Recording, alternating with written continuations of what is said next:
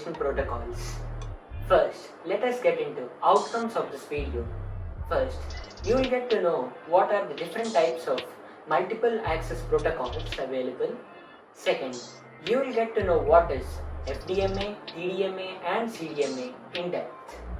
First, let us get into multiple access protocols. There are three types of multiple access protocols. First, random access protocol.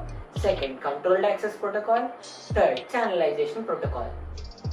And this channelization protocol again has three types of access methods: FDMA, TDMA and CDMA. Today we are going to discuss about channelization protocols. So, first of all, let us get into what is channelization. Channelization is a multiple access method in which the available bandwidth of the link is shared in terms of time, frequency or through code between different stations. Before getting into frequency division multiple access method, let us see multiplexing. Multiplexing in computer networks means multiple signals are combined together, thus travel simultaneously within the same medium. Why is this multiplexing required? Multiplexing just sharing the bandwidth. Let us get into various multiple access methods. First, FDMA, that is frequency division multiple access. Second, time division multiple access. And the last one, code division multiple access. First, let us get into FDMA or frequency division multiple access. So in frequency division multiple access, the available bandwidth of the common channel is divided into bands that are separated by guard bands. For example, if we have a common channel, we are not going to directly send the data. This entire bandwidth is going to be divided into different bands, and these different bands are separated by guard bands so that all stations can transmit data simultaneously. In this picture, you can see the entire system bandwidth is divided into n number of channels, each channel separated by a guard band to avoid collision. So, the available bandwidth is shared by all the channels. So, FDMA is actually a data link layer protocol, but it uses FDM at the physical layer. Let us get into an example. Let us take 4 stations. Station 1, Station 2, Station 3, Station 4. So, these 4 stations are generating some data. Now, in a common channel, these 4 datas are transmitted at the very same time from the beginning. So, this entire bandwidth or the frequency is divided into separate parts provided by each station, separated by a guard band. The gap in between is the guard band. So, in FDMA, all the station's data are transmitted at the very same time. Now let us get into TDMA, time division multiple access. In time division multiple access, the entire bandwidth of a channel is just one channel, that is time shared between different stations. The entire bandwidth is just one channel. Stations share the capacity of the channel in time. Now let us get into example. Now you will understand.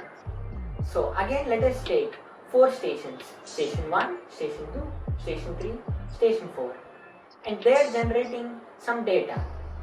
So in the common channel, now observe, at a time only a single channel is given its own time to send its data. After generating its own data or transmitting the entire data of a channel, the second channel gets its time to transmit the data. So this is TDMA. Now let us compare FDMA with TDMA.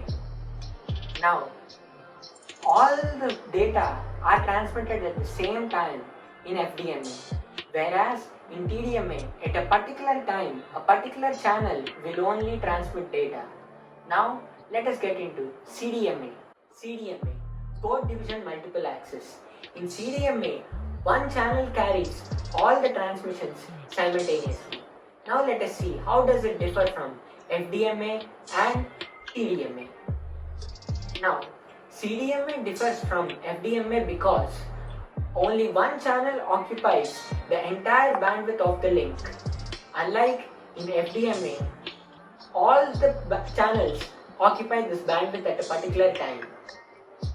So, how does it differ from TDMA? It differs from TDMA because all stations can send data simultaneously. There is no time sharing in CDMA. Now, let us see an example so that you can understand. Now, again let us take 4 channels. Channel 1 provided with D1 data, channel 2 provided with D2 data, and channel 3 provided with D3 data, and channel 4 provided with D4 data. Now, after processing, the output of channel 1 is D1C1, the output of channel 2 is D2C2, the output of channel 3 is D3C3, and the output of channel 4 is D4C4. After going through some code, now in the common channel, if we observe, all these outputs or the data get added up, D1C1 plus D2C2 plus D3C3 plus D4C4, and they are sent as one single data. Now, what do you mean by C? This is some coding theory which goes on, but I am not going into detail. Today I am going to discuss only 2 important points about this code. So first one, if we multiply each code by another, we get 0. If we multiply each code by itself, we get 4. So let us take an example. If D1C1 is the signal provided by station 1, and D2C2 by 2, D3C3 by 3, and D4C4 by 4. Now, if this is multiplied with C1, you will get 4 times D1. Now, you might be wondering what this 4 is. This 4 is the number of stations involved in the transmission.